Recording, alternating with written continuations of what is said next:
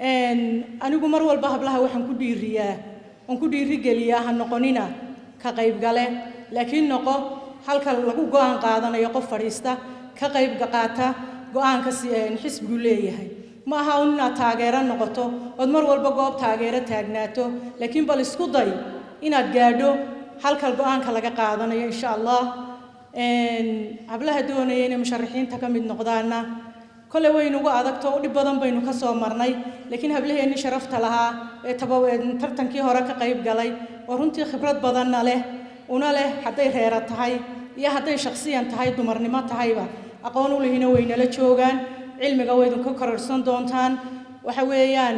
hadii inaga isku duubni aynu helo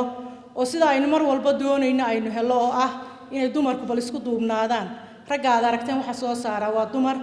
nin walba aad aragteen waxa barbar taagan waa gabadh hadii bal aynu isku dayno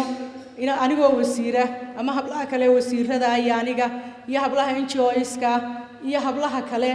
ee khibradda u leh Sucaad Ibraahim iyo Sucaad Carmiye ka mid yihiin ee soo tartamay bal meelaha aynu galdaloolooyinkeena aynu buuxin karayno inaynu ka wada qayb qaadano aynu noqono bal haatan hadaynaan 4 iyo 5 helin bal laba ka mid inaynu helo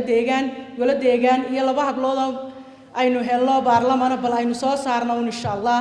dadaalkeeduna inagu jira maskaxdeedu inagu jira laakiin waa layna sarrifaayo inta badan maskaxdeena waa la sarriftaa oo rag baa sarrifto waxba qoloba dhinac wax ugu sheega laakiin bal wax Soomaalidu waxay tiraahdaa wax kasto ku soo maray ka bara 10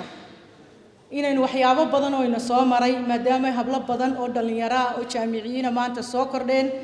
inaynu ka libin keeno oo aynu ka midha dhalino guulaha aynu doonayna ama himilooyinka inaga guuxaya inagu dhex jira aad baan idinka mahad celinayaa kole hadalku inoo badnaan lahaa laakiin saacadii afurka taagan aad baan idinka mahad celinayaa dhageysigiina